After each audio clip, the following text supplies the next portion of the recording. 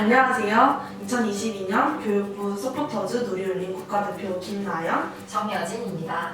2학번 새내기 여러분들, 코로나를 극복하고 대학교에 입학하신 것을 축하드립니다. 최근 교육부에서 발표한 방침에 따르면 대면 수업 원칙을 유지하되 자율적이고 탄력적으로 학사 운영을 할 수 있도록 되어 있습니다.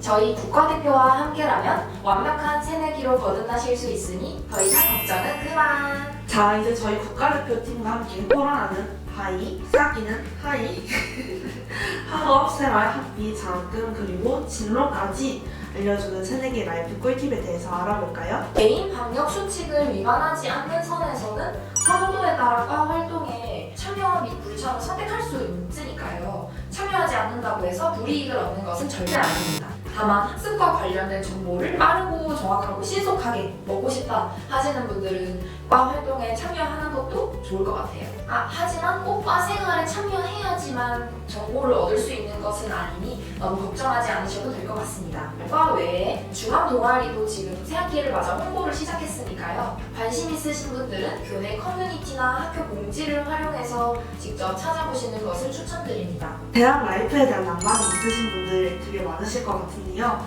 기회가 있을 때 꼭 참여해보는 것을 추천드립니다.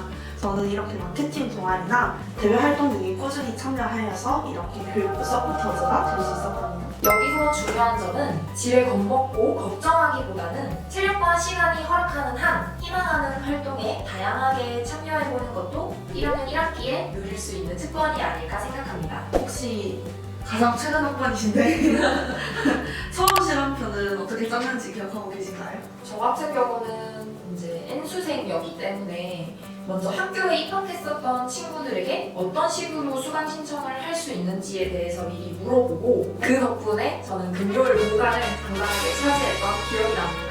공강이 꼭 필요한 건 아니지만 있으면 확실히 좋으니까요. 대신에 이제 건물의 위치를 고려하지 못했던 부분이 있어서 그 부분이 조금 아쉽긴 했어요. 이동 시간이라든지 동선에 조금 문제가 있어서.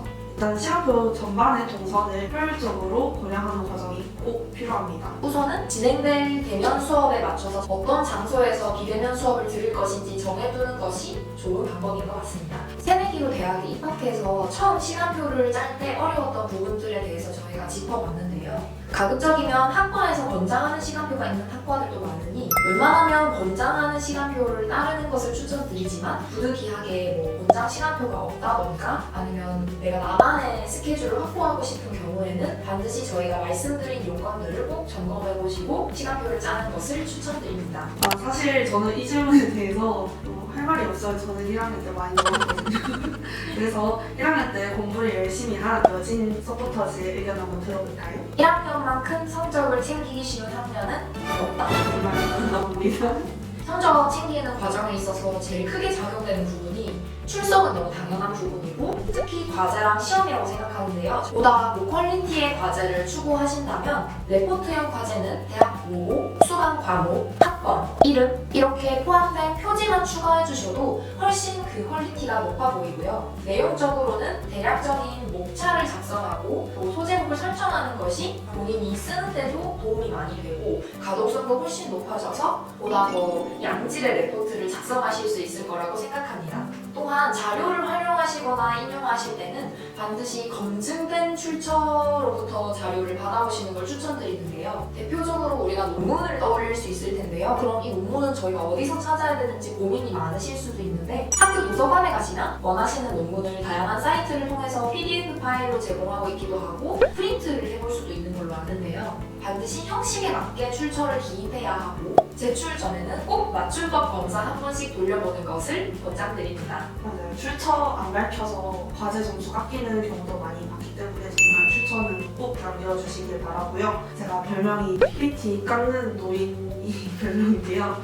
과제 중 PPT를 제출해야 하는 경우가 많아요. 제출형 PPT는 발표형 PPT보다 상세하게 작성해도 좋을 것 같아요. 주제를 가장 전달하기 위해서는 가독성을 높일 필요가 있기 때문에 가독성 좋은 폰트와 이미지를 잘 활용하는 것이 좋고요.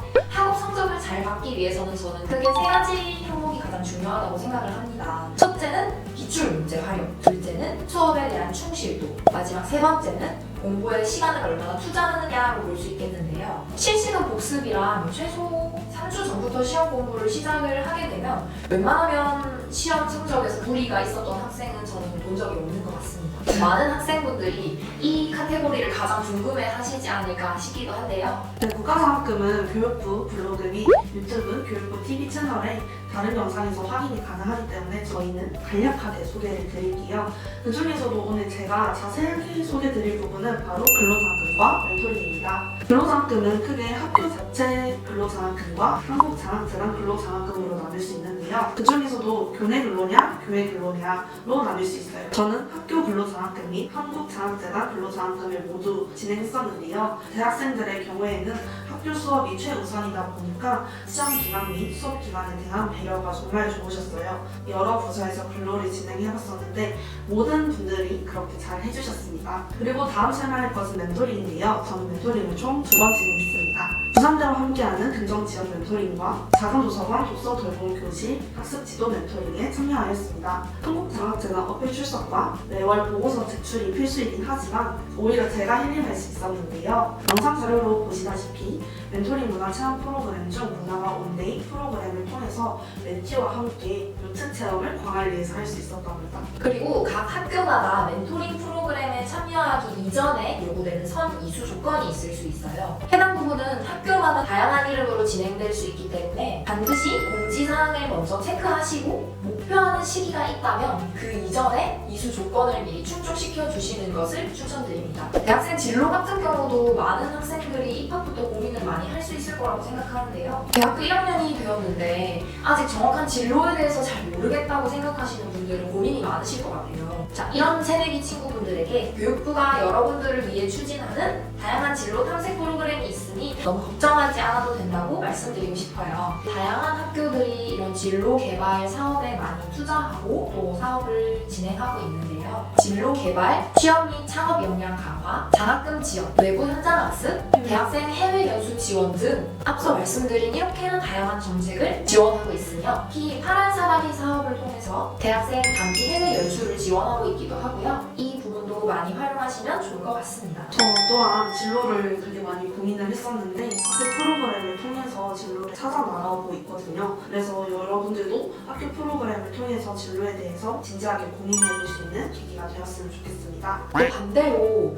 어떻게 해야 할지 모르겠다고 하는 학생들에게는 이런 프로그램이 도움이 될 수도 있지만 하고 싶은 게 너무 많아서 내가 어떤 걸 해야 될지 결정을 못하겠다고 생각하시는 새내기 여러분들도 있으실 거예요. 아무래도 처음이다 보니 혼자서 알아보는 게 힘들 수도 있겠죠? 우선 학교 공지 및 개최 공모전에 대해서 많이 알아보시는 걸 추천드립니다. 대표적으로는 학교 홈페이지 공지사항에 가장 많이 올라오고요. 특히 그 중에서도 교과목을 활용할 수 있는 경진대회나 공모전이 있어요. 저 같은 경우도 교과목에서 배운 내용을 그대로 활용한 경진대회에서 수상했던 경험이 있는데요. 대외 활동을 이르게 시작하기보다는 다양한 분야에서 두루두루 사용될 수 있는 실무적인 자격증과 공부에 대해서 추천드립니다. 1학년 1학기에는 자신이 어떤 분야에 강점을 가지고 있는지, 어떤 분야에 흥미를 가지고 있는지 탐색해 나가는 것이 훨씬 더 효과적일 수 있거든요. 그리고 저는 개인적인 활동을 모두 정리해두고 있는데요. 자기소개서 및 포트폴리오를 작성할 때 잊어버리지 않도록 꼭 적어두고 있습니다. 동아리, 아르바이트, 자격증, 봉사활동, 대외활동 등 다양한 활동과 경험에서 나만의 이야기를 발굴해내 가는 것이 굉장히 중요한데요. 따라서 개인의 모든 경험을 따로 정리해둘 필요가 있습니다. 그 밖에 통장 사본, 증명사진, 서명 파일과 같은 어떤 활동에서도 요구되는 파일들은 또 별도의 파일로 미리 보관해두시거나 정리해두시면 보다 효과적으로 활동을 진행할 수 있으실 것 같습니다. 자, 이렇게 코로나로 혼란스러운 시기에 새내기들을 위한 꿀팁을 나눠봤는데요. 저는 1학번으로서 새내기 여러분들에게 좋은 팁들을 나누어 줄 수 있어서 고학번을 행복합니다. 대학 생활에 대한 로망을 안고 입학하셨을 우리 2학번 새내기 여러분들 방역 지침을 잘 준수하며 건강하고 즐겁고 유익한 대학 생활을 즐기시면 좋겠습니다. 앞으로 다양한 교육 정책을 이번 영상처럼 쉽고 재미있게 전달할 수 있도록 최선을 다해 노력하는 국가대표가 되겠습니다. 그럼 모두 다음 영상에서 봐요. 안녕.